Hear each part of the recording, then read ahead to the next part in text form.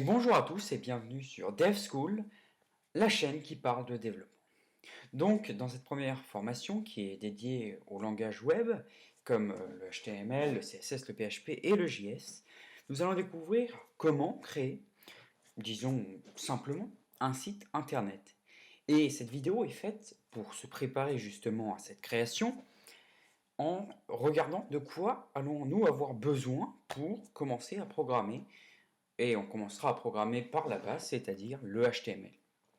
Donc premièrement, je sais que ça va paraître peut-être un peu idiot, mais il vous faudra un ordinateur. Alors effectivement, ça devient moins idiot quand on peut penser qu'on pourrait développer ça sur tablette ou sur téléphone, smartphone. Alors, éventuellement, si vous avez une tablette qui fait un peu ordinateur, on peut penser qu'on peut développer, il y a peut-être des applications, ça dépend sous quel système d'exploitation tourne votre machine. En tout cas, sur Android, on trouve très peu d'outils de développement, et quand on passera à PHP, ça sera même quasiment impossible de développer. Donc un ordinateur, qu'il soit sous Mac, sous Linux ou sous Windows, ou une tablette sous Windows par exemple, peut-être que ça marche aussi, mais il faut exclure déjà les smartphones et les tablettes sous Android qui seront beaucoup trop dures à utiliser. Après, c'est vrai qu'il y a des tablettes Surface qui sont à la fois ordinateur et tablette et où vous pourrez utiliser ce dont nous allons avoir besoin. Donc, moi, je travaillerai sous Mac. Vous pouvez très bien travailler sous n'importe quel système d'exploitation. Je vous présenterai néanmoins je vous dirai parfois quels sont les outils qui sont que sur une plateforme ou sur deux plateformes, ou quels sont les outils sur les trois plateformes. Néanmoins, vous trouverez toujours des alternatives et il sera toujours possible de développer. Il sera même d'ailleurs parfois plus facile de développer sous Linux ou sous Mac que sur Windows, surtout quand nous aborderons le PHP. Alors ce n'est pas pour faire vendre n'importe quelle marque, hein. Vous pouvez prendre un Linux, mais c'est vrai qu'à un moment on va avoir besoin d'Apache, et Apache Windows, ça marche plutôt moyen et il faut installer plus de trucs. Donc la deuxième chose que vous allez avoir besoin, c'est un navigateur web. Alors les navigateurs web les plus connus, c'est Firefox, Google Chrome, Opera, Internet Explorer et Safari. Donc il n'y a pas beaucoup de différence, bon si il y a beaucoup de différence quand même entre ces navigateurs. Après au niveau du développement, ce que je vous conseille c'est d'avoir un navigateur qui permet d'afficher le code source de la page et d'examiner les éléments. Alors je sais que c'est possible sous Firefox, sous Google Chrome et sous Safari en activant les options de développement. On verra comment on fait quand moi je travaillerai sous Safari. Je travaillerai habituellement sous Google Chrome ou Mozilla pour le développement. Enfin bon, bref. Il n'y a pas vraiment de grande différence. Après, vous pouvez aussi aller voir vous pouvez trouver facilement les propriétés qui sont vraies. Donc c'est pas forcément pour le HTML, mais pour le CSS. Vous avez des propriétés qui marcheront sur un navigateur et pas sur l'autre. Du coup, il faut voir aussi les différences. Après, il ne faut pas prendre non plus le meilleur, je veux dire entre guillemets, le meilleur navigateur web, parce que quand vos utilisateurs utiliseront votre site sur un autre navigateur, ça marchera moins bien. Du coup, je sais que les options de développement, un peu comme ça vous permet donc, code source d'Apache, examiner les éléments. Là, je suis sous Firefox. Donc, effectivement, Firefox, c'est téléchargeable sur toutes les plateformes. Google Chrome aussi. Donc, vous tapez Google Chrome, Mozilla Firefox, et vous trouvez assez facilement. Voilà, donc, voilà. Donc c'est bon. Après, vous avez Safari, par exemple. Bon, là, c'est réservé plutôt à Mac. Si je dis pas de conneries, je crois que c'est que sur Mac, hein, de toute façon, Safari. Puis après, vous avez Opera. Ça marche sur Windows et sur Mac. Et peut-être, même sur mobile et tablette, vous voyez. Donc, bon. Mac, Linux et Windows, c'est ça. Puis après, vous avez Internet Explorer, lui qui marche sur Windows. Donc voilà, il y a le petit truc à Windows. Et bon, Mozilla Firefox est installé par défaut aussi sous Linux, hein. Donc quand vous installez, avec votre OS, vous aurez soit Internet Explorer, soit Safari, soit Mozilla Firefox. Bon, Internet Explorer, moi je l'ai pas trop utilisé, bon parce que j'avais un Windows XP avant, donc Internet Explorer, je sais plus quelle version, c'était pas très performant. Bon, Safari c'est celui que j'utilise aujourd'hui, bon, pas forcément pour programmer, mais voilà. Et la troisième chose que vous allez avoir besoin, et qui est peut-être pas le plus utile, mais c'est sûrement ce que vous n'avez pas en fait, c'est un éditeur de texte. Alors certains me répondent, oh mais si, j'ai Word. Et là je leur dirais, oui mais Word n'est pas un éditeur de texte. Word, c'est un traitement de texte. Ça vous permet de quoi? D'écrire du texte et de le mettre sous une belle mise en page, en gras, en italique, en souligné, je ne sais quoi, en rouge, violet, magenta, et j'en passe et des meilleurs, et d'avoir un beau document que l'on peut imprimer. Bon, même si on peut le faire avec d'autres trucs, c'est quand même très pratique d'avoir un traitement de texte. Word, bon, c'est Word, souvent, c'est Word, LibreOffice et la suite pour Mac, c'est-à-dire Page, Numbers et Keynote. Enfin bon, vous avez Word, Excel et Diaporama, je ne sais plus comment il s'appelle, mais voilà. Et vous avez LibreOffice, Word et la suite de Mac. Bon. Donc c'est vrai que bon, c'est Microsoft Office hein, qui développe Word. Euh, oui, donc, ce que je voulais dire, c'est que c'est pas un éditeur de texte. En fait, ça vous permet de mettre du texte de mise en page et c'est souvent destiné quand même à une impression ou à une lecture sur ordinateur. Excusez-moi. Mais du coup, en fait, nous, ce qu'on veut, c'est pas enregistrer une page. C'est une page en fait que vous écrivez. C'est sur une page que vous écrivez, mais sur ordinateur. On veut pas. C'est comme une machine à écrire en fait. Hein. On veut pas enregistrer du texte sous le format docx ou je ne sais quel format. Nous, on veut l'enregistrer sous le point HTML. Donc un éditeur de texte, il y en a plein. Alors on va faire une distinction assez rapidement entre éditeur de texte et IDE. IDE, c'est un environnement de développement. C'est beaucoup plus performant, mais bon, c'est souvent payant. Et c'est pas ce que je conseille pour commencer. Alors je dis souvent parce qu'il y en a pas mal qui sont payants, il y en a aussi des gratuits. Hein. Mais c'est pas ce que je conseille pour commencer parce que je dirais que c'est trop bien. Quand on apprend à conduire avec une vieille voiture avant de passer aux voitures plus puissantes.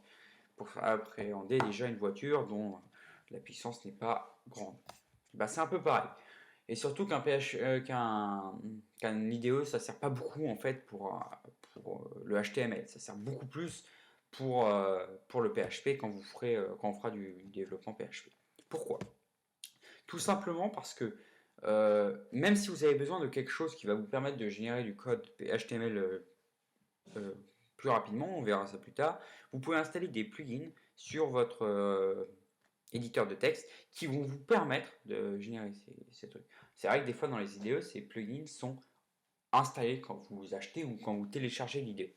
On verra aussi que certains IDE permettent de se connecter aux bases de données, etc. etc. Mais bon, n'allons pas plus vite que la musique et parlons d'abord du HTML. Donc j'ai quelques éditeurs à vous proposer. Sous Windows, on a le Notepad++. Donc lui, il est que sur Windows. J'ai commencé avec ça quand j'ai commencé à coder. Bon, disons que c'est pas le meilleur éditeur de texte, n'empêche qu'il est quand même assez performant et surtout que bon, bah, il fait toutes les fonctions d'un éditeur de texte. C'est-à-dire là, vous voyez une petite image, il colore le texte. Bon, là, c'est du CPP, donc du C++. C'est un langage de programmation qui n'est pas pour l'instant au programme de la chaîne. Peut-être qu'un jour, il y sera. Et bon, ça fait de la coloration syntaxique, ce qu'on appelle ça. Ça fait aussi de l'auto tabulation, c'est le mot que je cherchais. Puis après, ça vous permet aussi de réduire quand vous avez des accolades et tout. Bon. Ça gère beaucoup de langages de programmation. C'est-à-dire que bon, les colorations syntaxiques ne sont pas forcément les mêmes, ne sont pas les mêmes en fonction du langage utilisé. Hein. Vous n'allez pas avoir la même coloration syntaxique en C++ qu'en HTML ou en PHP qu'en HTML, pour la simple et bonne raison que de toute façon, vous n'utilisez même pas les mêmes trucs. Bon. Vous en utilisez quelques-uns, pas tous. Donc vous pouvez le télécharger, vous allez juste dans la section téléchargement et vous pouvez voilà, le télécharger. Bon. Donc ça c'est que sous Windows. Bon vous pouvez vous pouvez aussi faire ça avec le bloc-notes, mais c'est très peu conseillé, il n'y a pas de coloration syntaxique, il n'y a rien.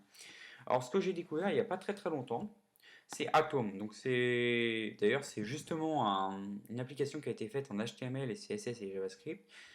Et bon, là il est là si vous cliquez sur Other Platforms, je pense que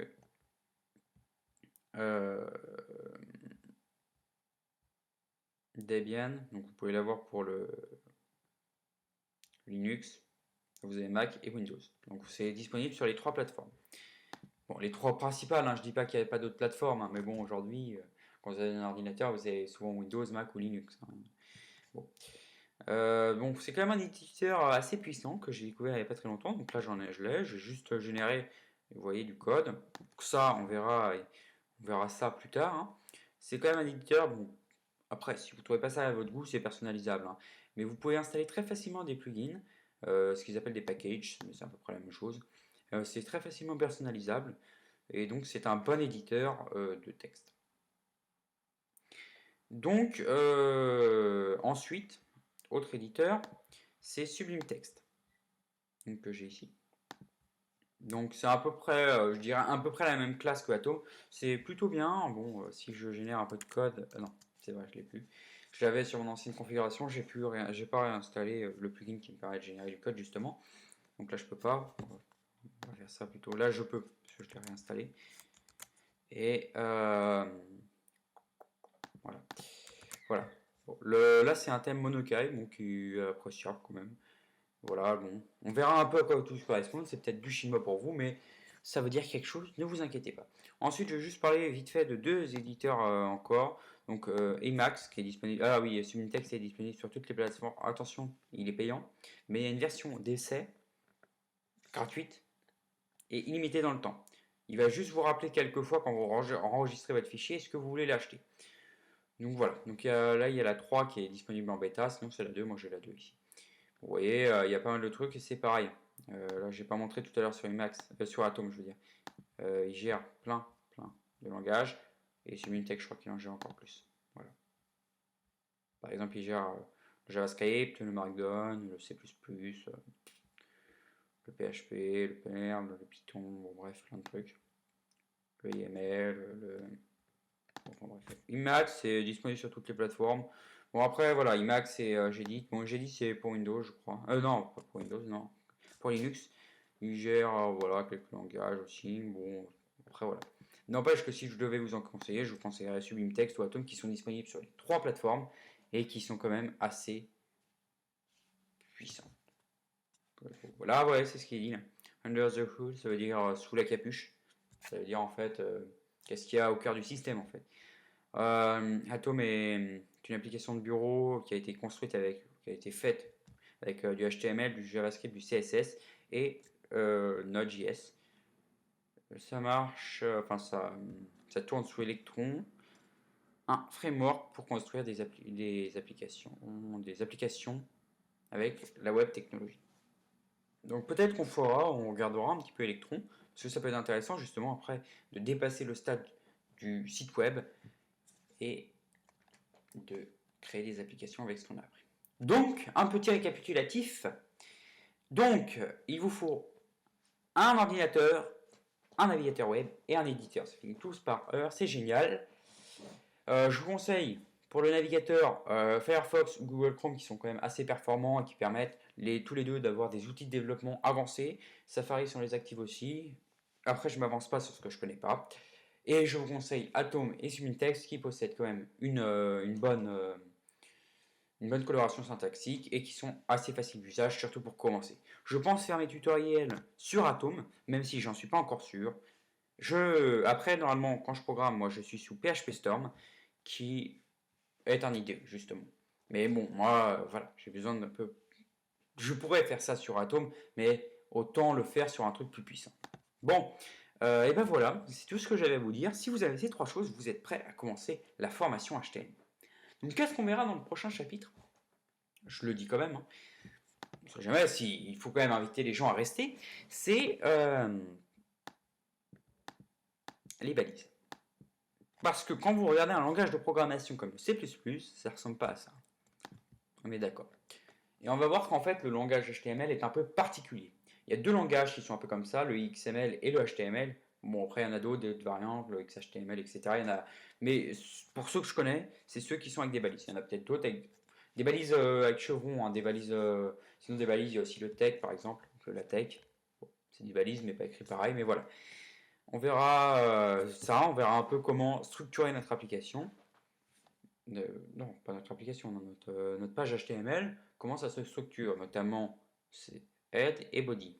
On verra un peu à quoi ça sert et comment ça marche. Donc si vous avez ça, bah, vous êtes prêt à commencer la formation. Et ben, je vous retrouve pour un prochain épisode et à bientôt.